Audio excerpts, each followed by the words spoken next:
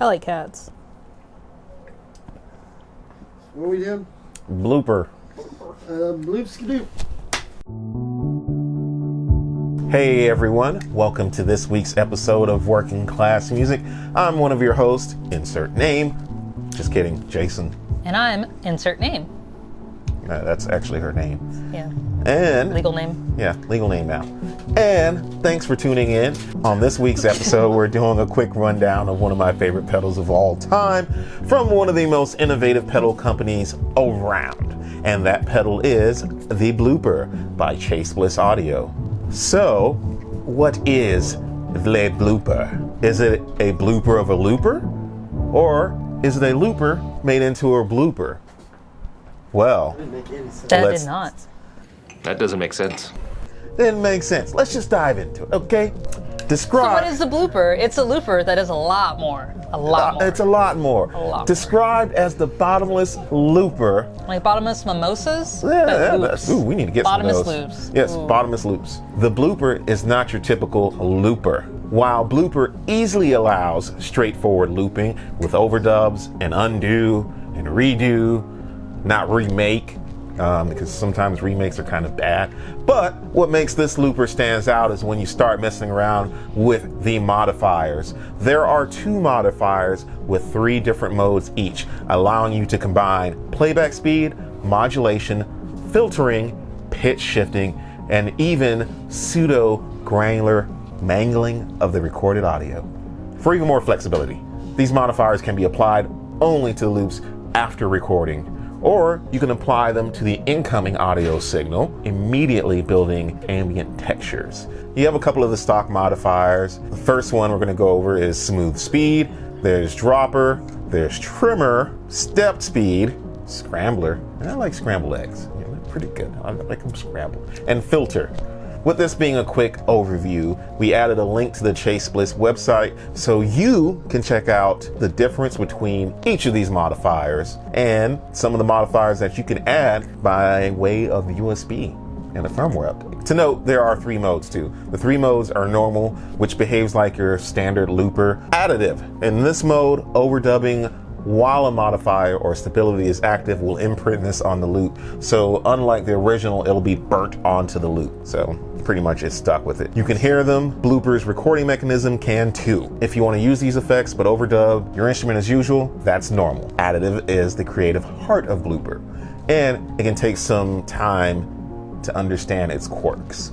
The key difference between normal and additive is how the modifiers / stability are treated.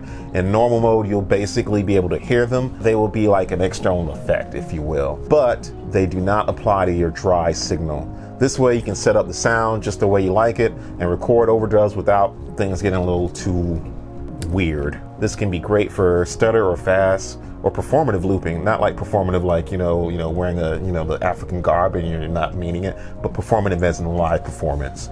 By default, sampler mode is set to loop, so you can smoothly move between modes without interruptions. Deactivate this by holding the right foot switch for manual one-shot sample launching.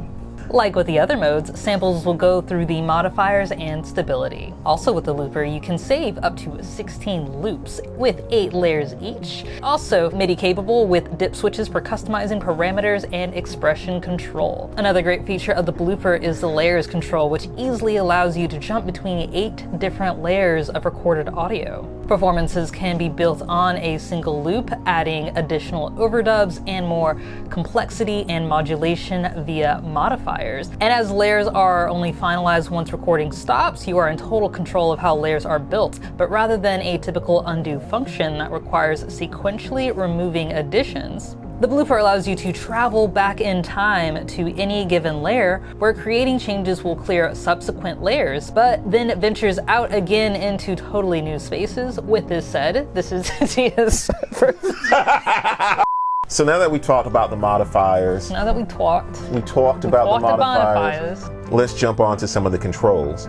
You have the volume, which is going to control the overall loudness. Oh my god, what? Yeah, loud. or soft. Now, the unique feature which sets this looper apart from other loopers, because it's the blooper, is the layers. So while you're looping, you can create other layers on top of that, and then you can peel them all the way back to the original loop. So you can add or subtract without like overdubbing. Like an ogre, right? Yeah. Ogres are like onions. They stink? Yes. No.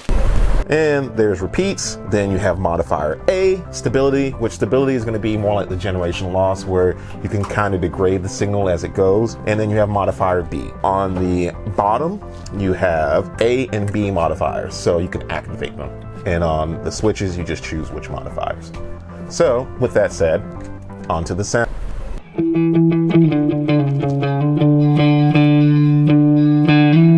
Yeah, that's what Start. they do.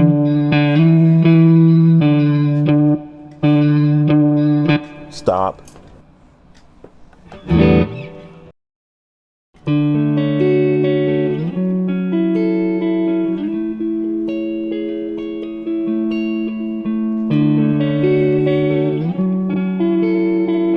Wait. If you want to add the modifiers, hit right there. Oh my god. There's buttons at the bottom? Yeah, that controls the modifiers. So you got both going at the same time. And then this is just going to control the type of modifier.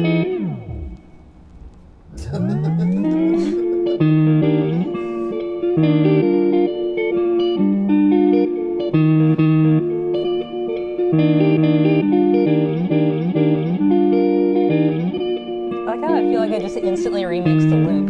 Yeah. No, that's Yeah, that's the idea behind it. It's cool.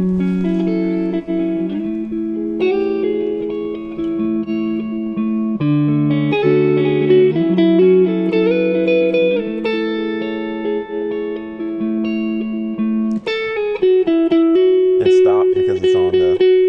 Okay. So how do I delete what I just put on top? Because we were in additive mode. So is that going to delete everything? Yeah, because because we were in sampler mode, it turned that into a one-shot sample.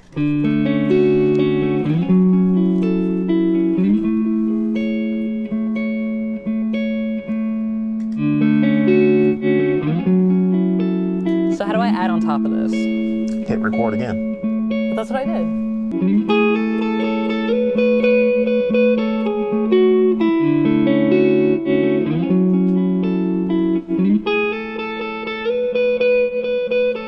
Now, here's where it's going to get kind of cool.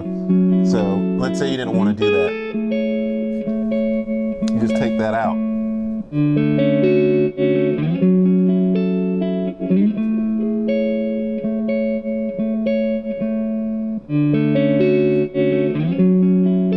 Wait, I didn't erase that. There we go. Yeah, that's where it was. Sorry.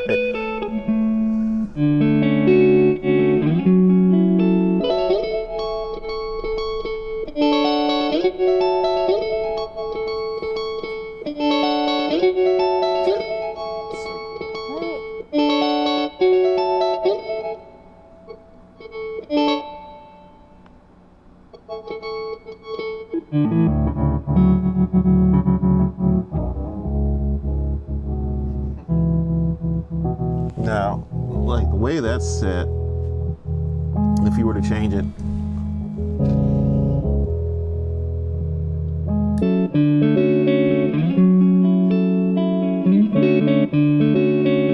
so this is going to basically be, it's going to shorten or it's going to chop up the loop.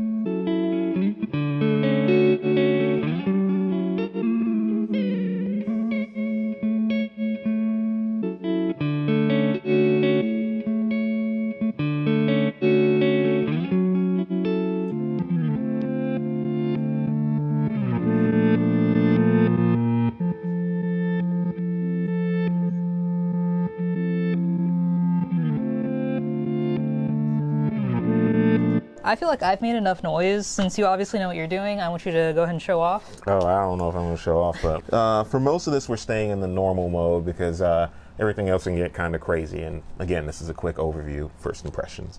So here we are. Let me do an easy riff.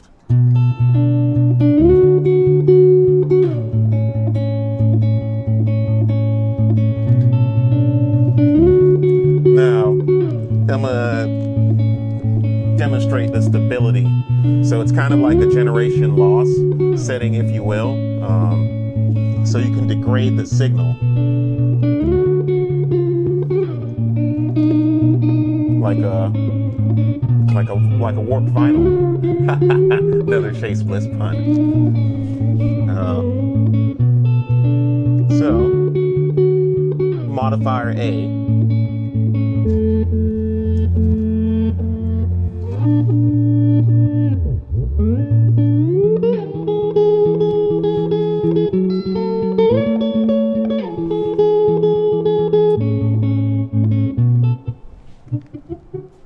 No, that's supposed to do that. It's chopping it out like randomly.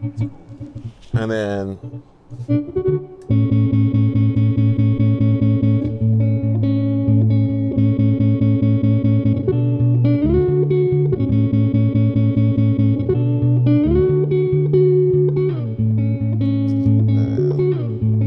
let's go with modifier B.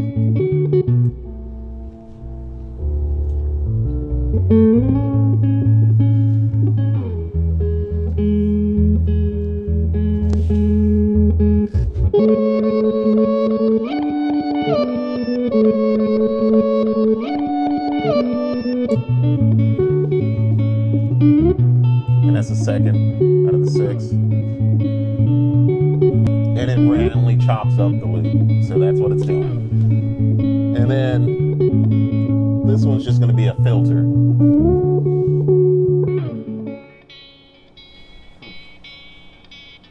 I like it. Like a tiny little radio. Yep. And that's it for the sound demos. Onwards to final thoughts and first impressions. Yeah. I'm gonna go first. Since we're gonna buck the trend here. Yeah, ladies first, come on. Oh wow, then by all means. No, go ahead. Yeah, Where you going? Yeah, I'm gonna go first. I've had this for some time, and this was another pedal that I begged Chase Bliss to do. I am a big looper fan. I love looping pedals. They are my second favorite outside of reverb pedals. And I think that this pedal is super innovative. I think it definitely pushes your creativity forward. This is one of the pedals that will stay on my board anytime I'm creating, because it always comes up with an ideal or a loop or a sample. That's actually how I've written a lot of ideals recently, was through that pedal, by creating different samples and then saving them, having my whole little method. I think for what you can do with it, it is, like the name implies, bottomless. You can create a ton of different loops. And the fact that you can peel back layers, that's something a lot of loopers don't offer. Now, Most loopers don't offer. Honestly, this is the first time I've ever, not the first, but yeah. Other than that, there's really not much else I can say. Like, I think it's awesome. It's one of my favorite pedals ever, and every time we try something from Chase Bliss, they continue to wow me in the sense of like, wow, this is really creative and this is really innovative. I can definitely see how knobs would be into this pedal. This is definitely like knobs in a box. So if you've ever watched any of his videos, which he has a video on the Blooper,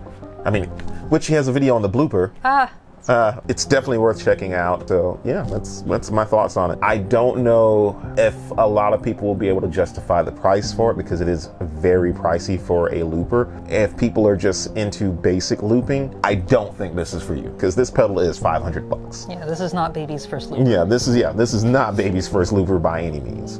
So yeah, that's my rambling, my thoughts. Anyways, do I give mine? Yeah, sure. Final first impression, really short. I like it a lot. I want one. It's super cool. Like Jason said, like, I feel like I was just getting ideas left and right, just like kind of twisting knobs and playing with different sounds, and like, it's really endless. That was seriously a great name for it, is bottomless looper, because it truly is like just kind of going through every sound. Well, not even every sound. We just went quickly through. I can't imagine what a deep dive into this pedal would like inspire.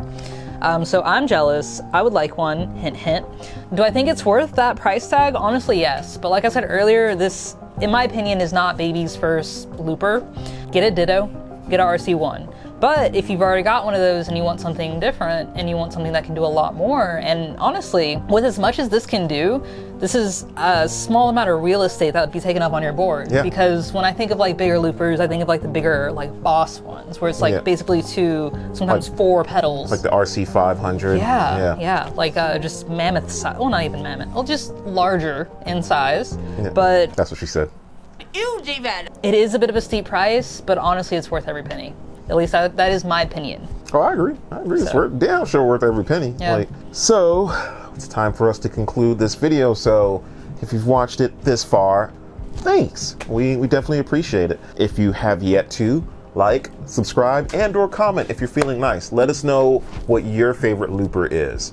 And let us know some other cool pedals to check out, as well as check out our Patreon. We do have merch. We have really cool shirts. Super soft. Yeah, super soft. They are super comfy. Oh yeah, we're gonna do a 5K giveaway. I don't know. No big deal. No big deal. Just No free big deal. stuff. I mean, you could kind of subscribe or go to our social. If you feel like if you feel like it. It's not a big deal. It probably won't be a big giveaway or anything like that, you know. But I mean, if you're interested, I guess we have Instagram, MySpace, Facebook, Twitter.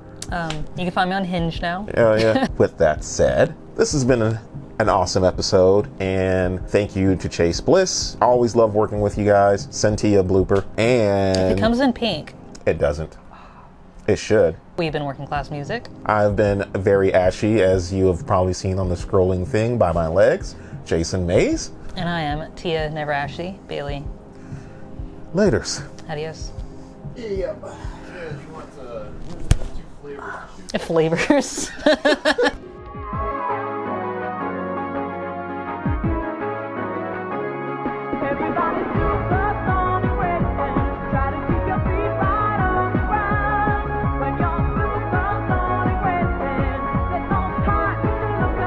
Great job.